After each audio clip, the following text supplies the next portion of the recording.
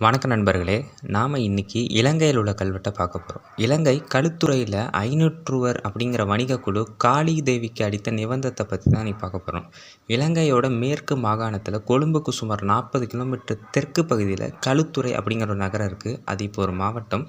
இன்றைக்கு அங்க வந்து தமிழர்கள் அவ்வளவா இல்ல அப்படின்னு தான் சொல்லப்படுது. அது எல்லாரும் கலந்து அங்க இருக்காங்க. ஆனா பழங்காலத்தில நிறைய நிபந்த தானங்கள், தமிழ் கல்வெட்டுகள், வட்டெழுத்து கல்வெட்டுகள் இது எல்லாம் சாசனங்கள் இது எல்லாமே அந்த களுத்துறையில இருக்குங்கிறத சொல்றாங்க. அடுத்து பார்ப்போம். களுத்துறை மாவட்டம் இலங்கையோட 25 மாவட்டங்கள்ல ஒண்ணு. இது மேற்கு மாகாணத்தில அமைஞ்சிருக்கு. களுத்துறை நகரம் இதோட தலைநகரம்.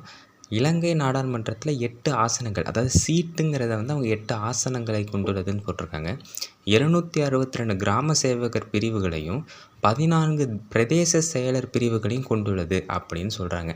இது வந்து இலங்கையில உள்ளவங்களுக்கு தெரியும். இது நமக்கு ஒழுங்கா புரியல. கிடைச்ச தகவல்கள சொல்றேன். கிராம சேவகர்னா எனக்கு தெரிஞ்சு அந்த கிராம பஞ்சாயத்த தான் குறிக்குதுன்னு நினைக்கிறேன். இதுதான் இந்த ஊரை பத்தியான தற்போதைய நிலவரம். ஆனால் அங்கு காளிக்கு நிபந்தம் அளித்த கல்வெட்டொன்று பதிவாகி இருப்பது இலங்கை தமிழ் சாசனங்கள் நூல் வாயிலாக அறிகிறோம். களுத்துறை மாவட்ட நீதிபதி, அந்த மாவட்டத்தோட நீதிபதி வீட்டுக்கு பக்கத்தில் ஒரு கல் தூண்டு இருந்திருக்கு. அதில் வந்து ஒரு கல்வெட்டு பொறிக்கப்பட்டிருக்கான், கண்டுபிடிச்சிருக்காங்க. அந்த இடத்துல ஒரு அரச மரம் இருந்திருக்கு ஒரு காலத்தில்.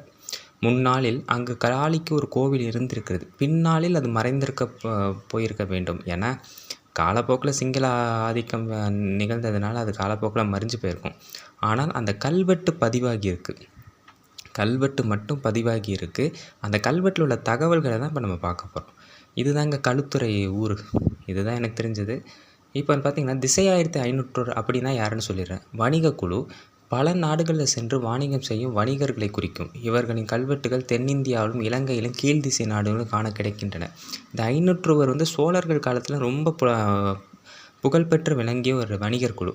500 எனப்படுவோர் முற்காலத்தில் சாளுக்கிய தலைநகராக வாதாபியில் ஐகோலே அப்படிங்கிற இடத்துல அமையப்பெற்ற ஒரு வணிக குழு.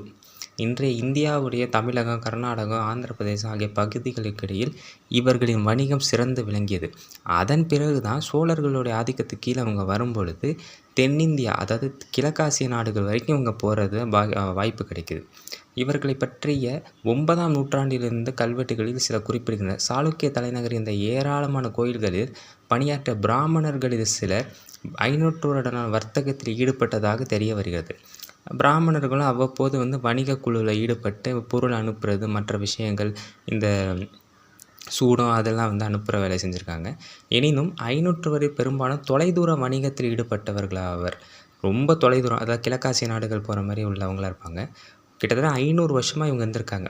9ஆம் நூற்றாண்டுக்கும் 14ஆம் நூற்றாண்டுடைய காலப்பகுதியை சேர்ந்த கல்வெட்டுகள் இவர்களால் கோவில்களுக்கு வழங்கப்பட்ட கொடைகளை பற்றியும் இவர்களின் வணிக நடவடிக்கைகளையும் வணிகப் பொருட்களையும் பற்றியும் தெளிவுறுத்துகிறார். கிட்டத்தட்ட எந்த சாம்ராஜ்யம் மாறிக்கிட்டு வந்தாலும், சோழர்களோ பாண்டியர்களோ சேரர்களோ இல்லை சாளுக்கியர்களோ இப்படி பல அரசாங்கங்கள் மாறி வந்தாலும் இவர்களுடைய வேலை மட்டும் கிட்டத்தட்ட ஒரு 500-600 வருஷமாக வந்து மாறாமலே இருந்திருக்குங்கிறது எந்த அளவுக்கு இவங்க வலிமையாக இருந்திருக்காங்கங்கிறத நம்ம இங்கே நல்லாவே கவனிச்சாகணும். அந்தளவுக்கு ஒரு வலிமையான ஒரு வணிக குழுவாக இவங்க இருந்திருக்காங்கன்னு தெரியுது. இதுதாங்க அந்த கல்வெட்டு.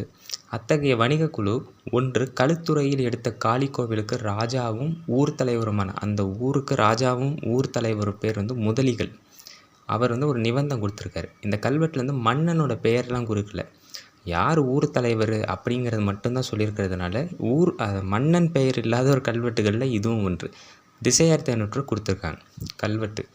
500 மாக்காளிக்கு ராசாக்கள் கும்ப கொடுத்த தோட்டாயம் வயல் ஆயம் இவை முதலிக்கு கொண்டு கொடுத்த தானியம் ஆயம் இவை. ரொம்ப எளிமையான கல்வெட்டு இது. வெறும் 11 வரிகள் மட்டும் உள்ள கல்வெட்டு. இதில் வந்து பார்த்திங்கன்னா அந்த 500 அப்படிங்கிறது தான் அந்த வணிக குழுவை குறிக்குது. மாக்காளினா வழக்கம் போல் நமக்கு எல்லாருக்கும் தெரியும் காளி தேவி. ராசாக்கள் கும்ப கொடுத்த, அந்த ராசாக்கள்ங்கிறது அந்த அரசன். முதல் 7 வரிகள் என்னத்தை குறிக்குது அப்படின்னா, 500 வந்து காளிக்கு வயல் மற்றும் தோட்டம் மூலம் வருகின்ற வருமானத்தை குவியலாக ராஜா மூலமும் 8லேருந்து 11ஆம் வார்த்தை வரைக்கும் தானியங்கள் மூலம் வரும் வருமானமும் முதலிகள் மூலமும் அளிக்கப்படுகிறது. அதாவது மொத்த வருமானத்தையும் வந்து இந்த 500 வந்து காளி தேவிக்கே கொடுக்குறாங்க. வயல், தோட்டம், அப்புறம் வந்து ராஜா, அப்புறம் முதலிகள் இவங்க எல்லாரோடைய வருமானங்களும் அந்த இதையும் மொத்தமா சேர்த்து 500 வந்து காளி தேவிக்கே குடுத்துர்றாங்க. இதுக்கு அவங்க நேரடியாவே குடுத்துரலாம் அது வேற.